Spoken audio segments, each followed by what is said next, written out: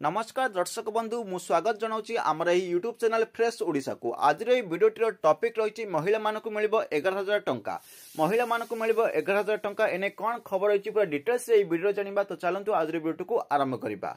महिला मानक पई सरकार बहुत समय बहुत गुड़िक योजना करथांती एवं सरकार चाहिए महिला मानक किपरि उन्नति हेब किपरि उपकृत हेबे योजना माध्यम रे वर्तमान एभली एक योजना कार्यकारी करुछंती सरकार।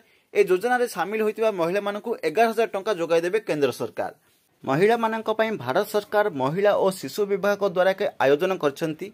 एही योजना देशर महिला मानक अनेक सुविधा जोगाई देउची।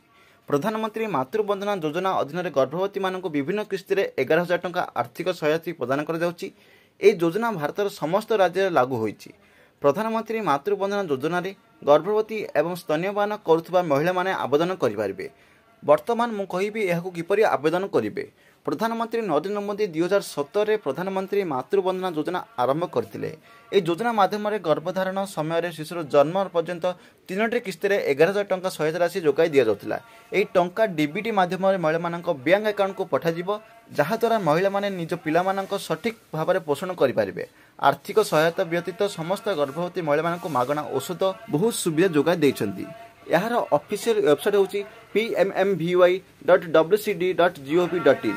এই वेबसाइट जाई ए विषय अधिक जानि परिबे। एथिला किछि खबर तो चलंतु आज वीडियो एइट रखिबा पुनी मिसबा आ गोटे टॉपिक रे आ गोटे वीडियो रे। जदि वीडियोटी भलो लागि थाए वीडियोटी को लाइक करिवे, शेयर करिवे और सब्सक्राइब करिवे।